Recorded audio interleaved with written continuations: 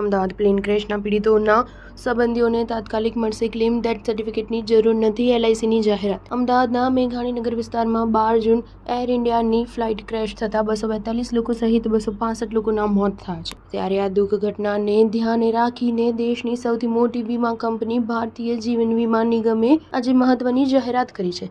એલઆઈસીએ કહ્યું કે અમે વિમાન અકસ્માતમાં સામેલ પીડિતોના સંબંધીઓને દાવાની પતાવટ પ્રક્રિયામાં રાહત આપી છે અને આ પ્રક્રિયાને ઝડપી કરી દીધી છે. કંપનીએ ઘટના અંગે દુઃખ વ્યક્ત કરી કહ્યું છે કે અમે વિમાન દુર્ઘટનામાં મૃતકોના પરિવારજનોને મદદ કરવા માટે પ્રતિબદ્ધ છીએ.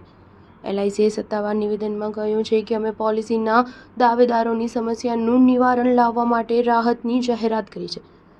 જો વિમાન દુર્ઘટનામાં મૃત્યુ પામેલાઓનું ડેથ સર્ટિફિકેટ ન હોય તો તેના બદલે સરકારી રેકોર્ડમાં સામેલ કોઈપણ પુરાવા અથવા કેન્દ્ર રાજ્ય સરકાર એરલાઇન્સ અધિકારીઓ દ્વારા ચૂકવવામાં આવેલ કોઈપણ વળતર પ્રૂફ ઓફ ડેથ તરીકે સ્વીકારવામાં આવશે. વીમા કંપનીએ એમ પણ કહ્યું કે અમે વિમાન દુર્ઘટના સંબંધિત દાવેદારો સુધી પહોંચવા તેમજ તેમના ક્લેમની ઝડપી પતાવટ માટે તમામ પ્રયાસો કરીશું. દાવેદારો વધુ મદદ માટે નજીકના એલઆઈસી બ્રાન્ચનો સંપર્ક કરી શકે છે. આ ઉપરાંત દાવેદારો એલઆઈસીના કોલ સેન્ટર પર પણ કોલ કરી શકે છે.